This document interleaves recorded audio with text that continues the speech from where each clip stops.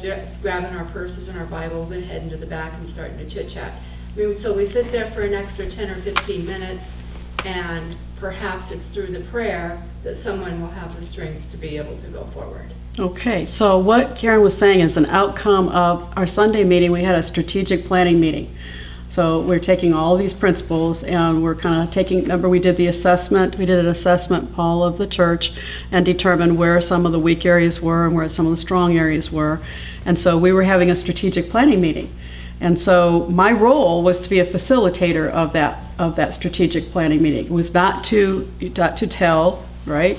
Not to say this is the way it's got to happen, but I was facilitating, wasn't I? So I even asked you at the end, did you see me at any point in time say exactly what had to be done?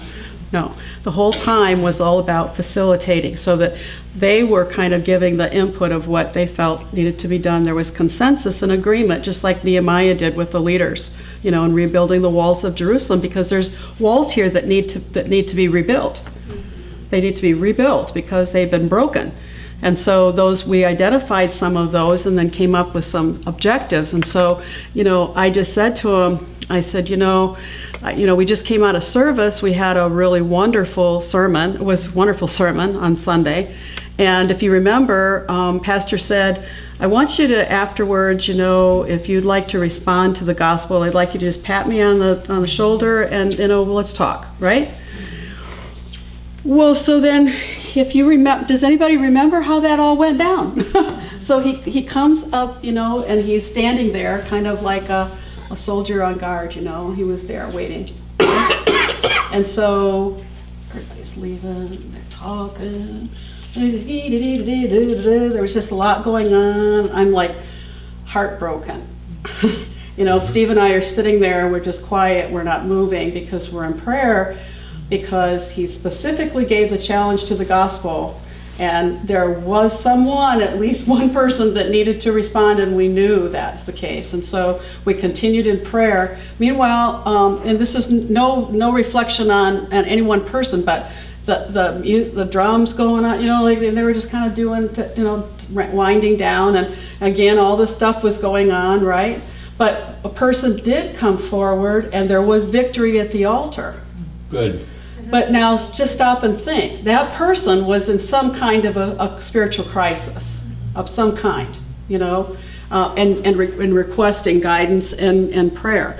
But is pastor the only one that gives guidance and prayer to somebody who's in crisis? No. Right? And so then how much better and stronger it would have been if the church emergency team was also there praying around him as he's ministering, or around John or Carol or Kathy or whomever it is, that's called to minister. And so, then how wonderful would it be if the sanctuary then attitudinally became one of reverence, during that moment, so that the spiritual transformation could be allowed to go free, as opposed to being confused and just kind of distracted and competed with. And so, we just said how neat it would be if the church emergency team starts out in leading and starts to kind of turn that culture, The church is over, let's go. Yeah, the church is over, let's go, and also just kind of more a casual, relaxed, kind of thing, as opposed to being reverent and on spiritual guard and on spiritual watch, and really pouring one's spirit of prayer into that situation, and not treating it like it is a ho-hum thing, but that's a very important moment. That's right. It really is, and you know what I'm talking about. And so how that culture then has gotten so this way, and we need to kind of move it back to this. And so the church emergency team is really strategic in that, because what are we doing? We're responding to people in crisis. The crisis may be somebody that's at the altar.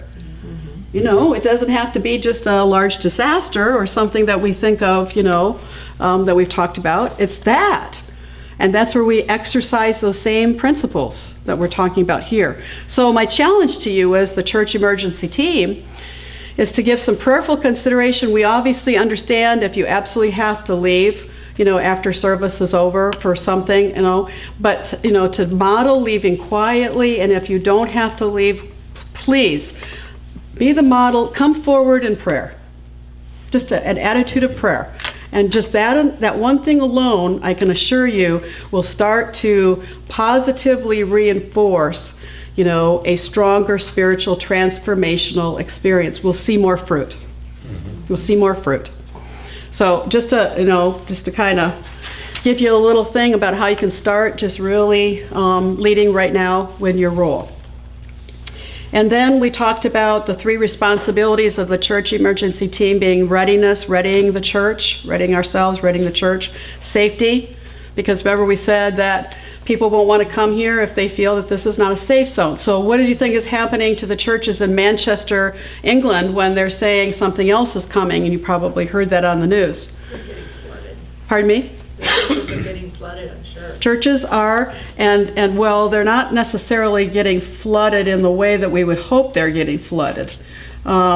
People are coming to church, but they're afraid to assemble anywhere right now, and they're feeling, because they're not feeling safe, because they've been told, okay, they're on critical level now, and they're on critical level because, as Paul will tell you, it's highly unusual for law enforcement to come out and basically say, and something else we believe is coming. It's highly unusual. They'll usually say, oh, we don't have any specific, no specific knowledge, right?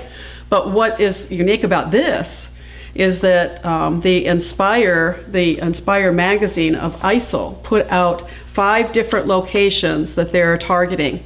Bank of America, Johns Hopkins Hospital, a church, of which they don't say which church, a Disney person, that was what you saw in Manchester, right?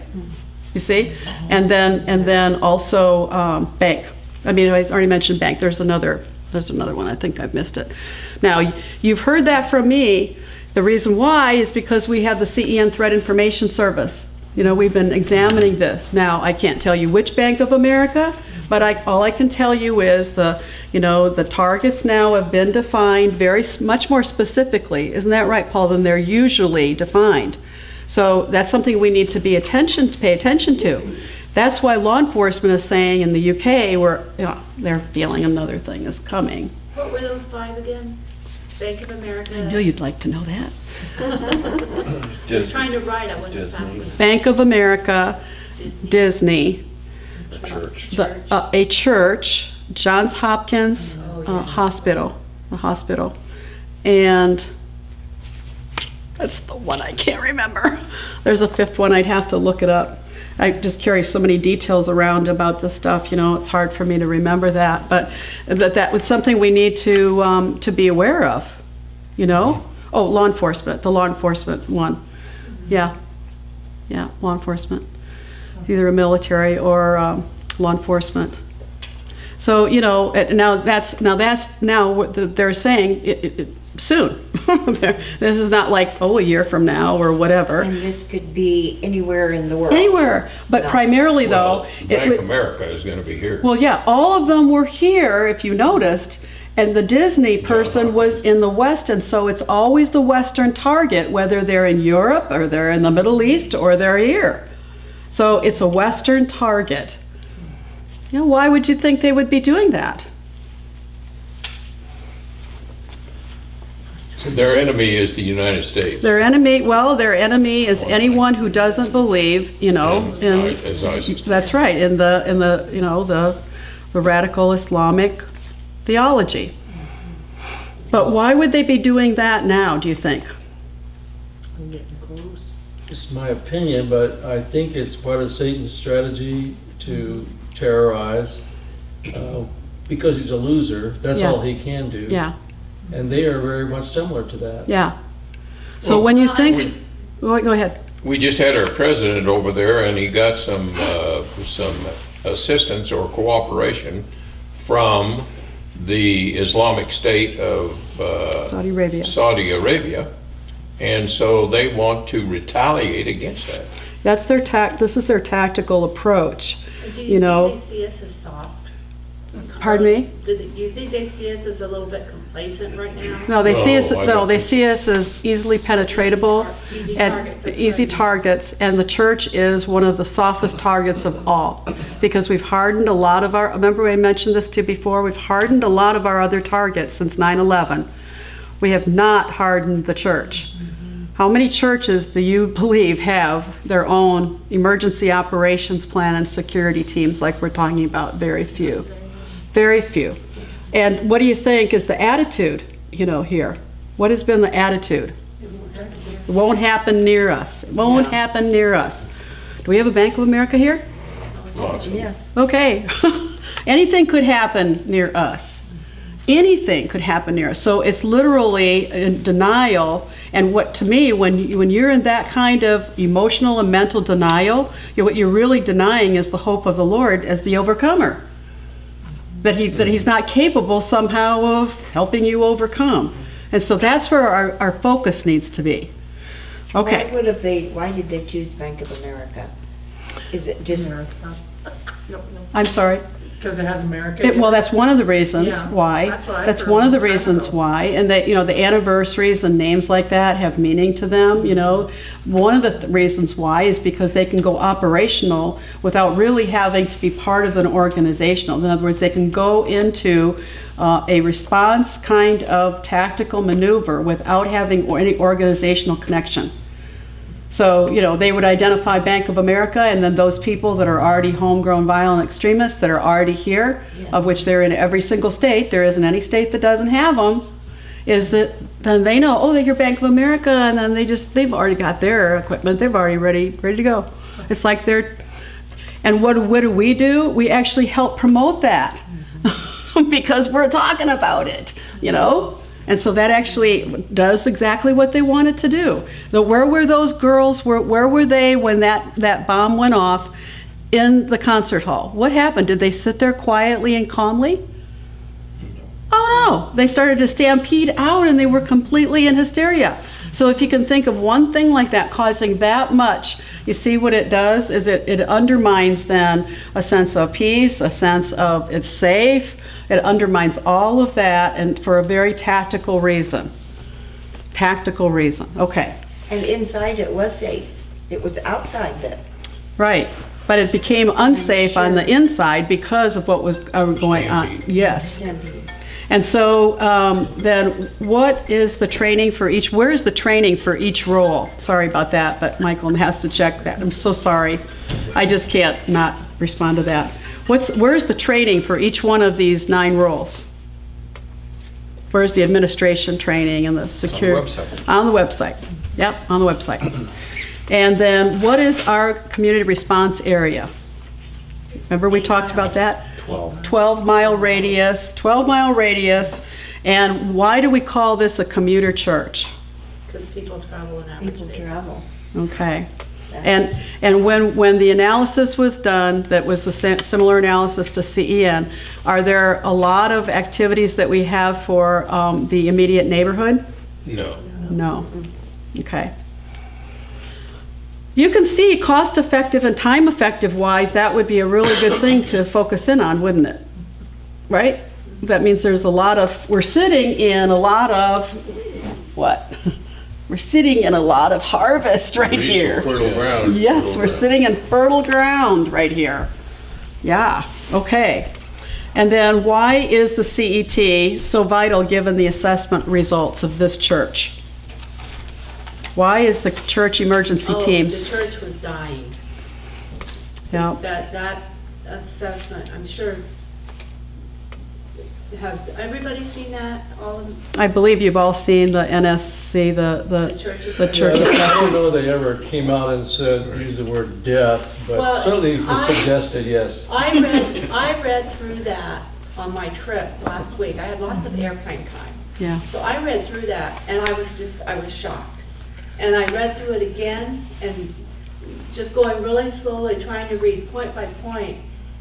And with us coming in when we did, that was already done and over with. The assessment was done.